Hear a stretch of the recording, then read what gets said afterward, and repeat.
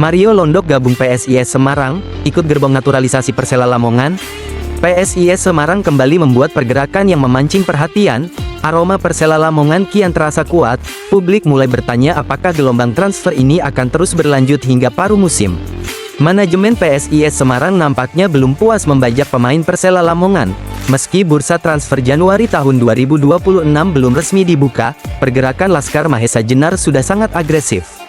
Sejumlah pemain asal Persela Lamongan telah lebih dulu didatangkan. Nama seperti Octavian Caniago, Wawan Febrianto, dan Alberto Goncalves menjadi fondasi awal perombakan skuad.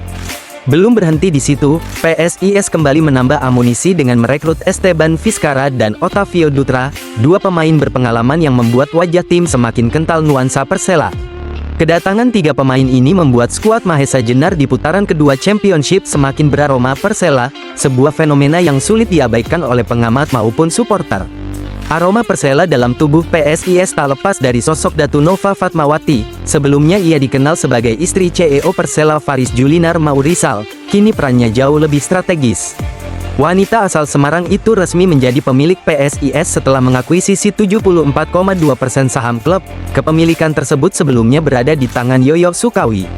Di tengah dinamika tersebut, PSIS Semarang juga dikaitkan dengan satu nama lain dari Persela Lamongan. Sosok kiper lokal Mario Londok mulai ramai diperbincangkan. Rumor semakin menguat setelah kiper berusia 28 tahun itu dikabarkan telah pamitan kepada skuad Persela. Sinyal hengkang ini membuka peluang besar kepindahannya ke PSIS.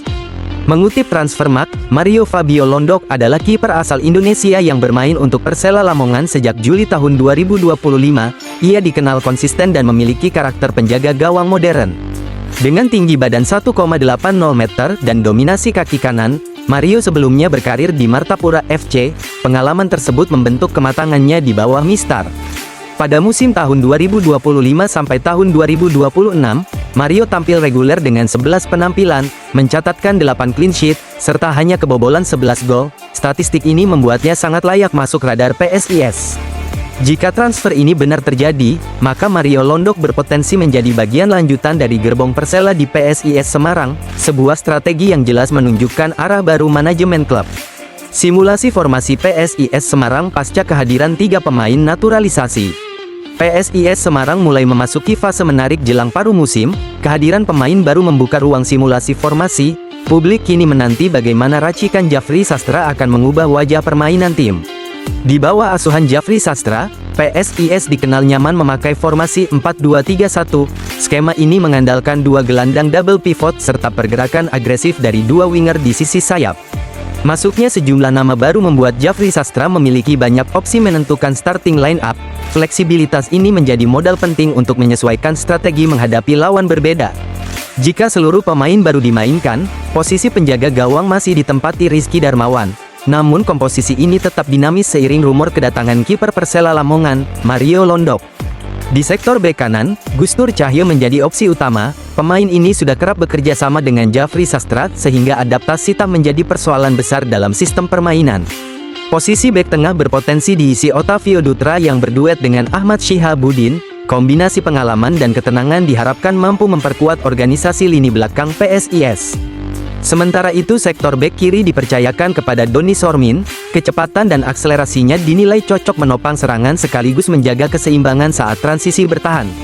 Untuk dua gelandang bertahan, Tegar Infantri diplot sebagai pengatur tempo lewat umpan jauh akurat, sedangkan Nunung Madilesa berperan sebagai penyeimbang dengan gaya main lugas. Di posisi gelandang serang, Djafri Sastra memiliki beberapa pilihan. Luan Nascimento dan Octavian Caniago bisa diandalkan, sementara Esteban Vizcara memberi warna lewat kreativitasnya.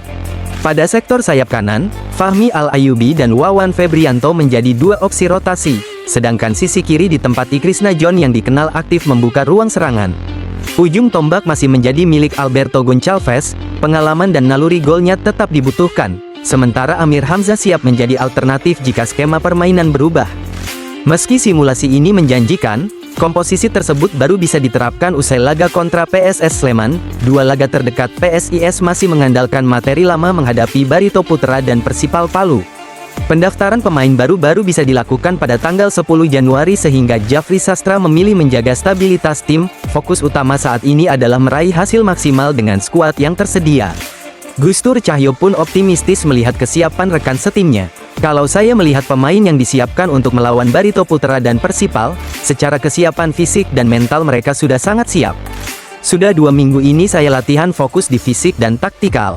Pekan ini fokus pada finishing. Saya lihat kalau kekompakan tim sangat baik, katanya.